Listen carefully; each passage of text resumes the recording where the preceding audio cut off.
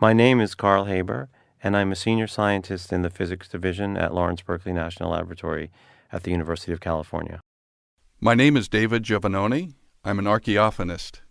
My name is Patrick Feaster. I'm an audio historian. I try to figure out what recorded sounds from the past mean, what they meant at the time and what they mean for us.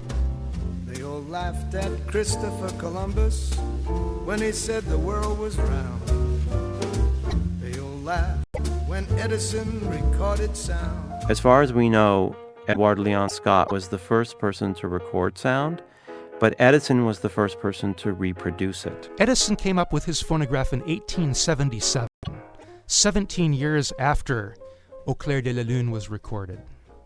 People have asked, did Edison know about the phonograph or about the work of Edward Leon Scott de Martinville? He did not.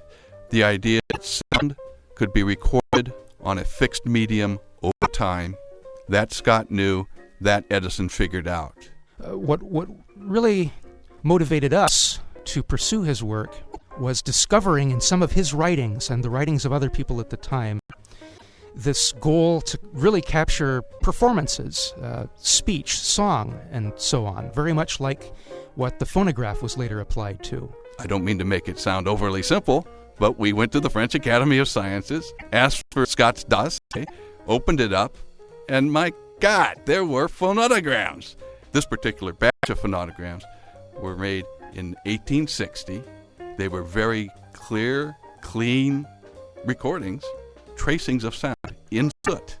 And they were never meant, as far as we know, to be played back.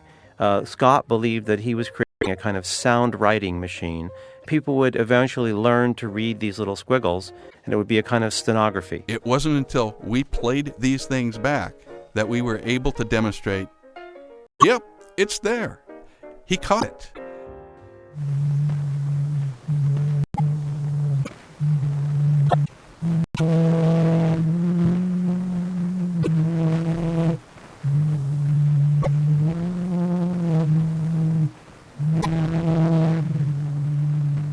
What we're hearing is an experiment being done. Scott was not performing in the sense we understand that today. He was singing slowly, deliberately, lugubriously in the case of Au clair de la lune. Edward Leon Scott de Martinville is leaning close into the open end of a barrel, for lack of a better word. It was about 1.5 feet long, at the end of which was a little vibrating diaphragm, like an eardrum. It's a membrane that vibrated as he yelled into or in this case, as he sung into the barrel. This little diaphragm would vibrate. Attached to that diaphragm was a hog's bristle. At the end of that, he had glued a tiny little piece of a feather. Okay, that's the sound gathering mechanism, all right?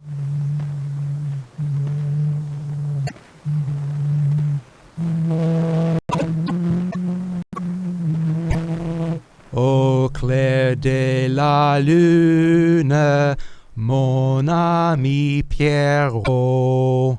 Now you have the sound recording mechanism. Underneath that little vibrating bristle, he was turning a crank that rotated a drum. The drum is about as big as a large coffee can, and he's turning a crank that rotates that drum. The drum is wrapped in a piece of paper that's been held over a smoking lantern so that the smoke from that lantern collects on the paper and turns it black. Now, as he turns that barrel and it goes underneath his recording mechanism, underneath that feather duster, the feather duster vibrates and it leaves a little squiggly line on that piece of paper as it turns on the barrel. And it's that little squiggly line that's an analog, quite literally, of his voice. So what we did is we got access to these squiggly line recording sheets that Scott created, and they were digitized so that they could then be read by a computer and essentially calculate what kind of sound would have had to be present in order to push the little writing stylus to squiggle the way it appeared to. When Scott was recording his phonautograms, he was cranking the cylinder by hand, so the sound was recorded at a very irregular speed on the drum. The reason that we can hear it today and have it sound like a tune we can recognize is that alongside the recording he made of the voice, he also recorded a tuning fork. Nice thing about a tuning fork is it always vibrates at the same rate. It's like time code. Now, that's remarkable because, first of all, as far as we know, he didn't expect anybody would actually play this thing back.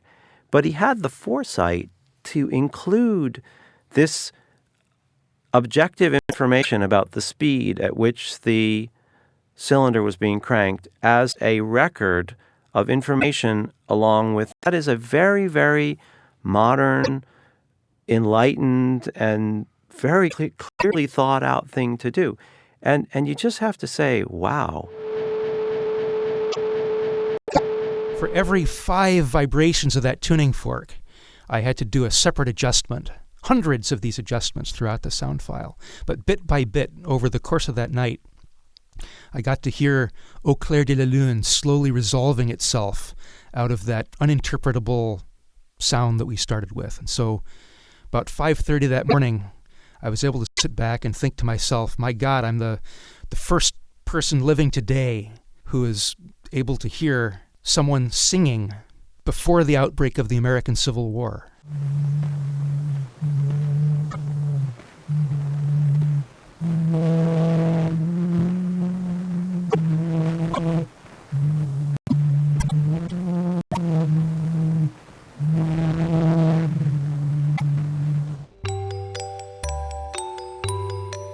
That's the principle all modern sound media are based on. Telephones, sound recording and reproduction, microphones, loudspeakers, it all goes back to that idea that he could harness those vibrations of a thin eardrum-like membrane and use them to capture the world of sound.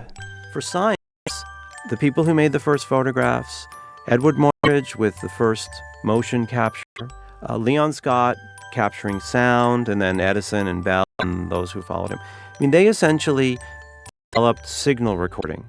And from a scientific point of view, this was really the beginning of modern scientific measurement. You know, if Edward Leon were here today, what I would say to him is, dude, good work. Just amazing, man. Although I tried to say it in French.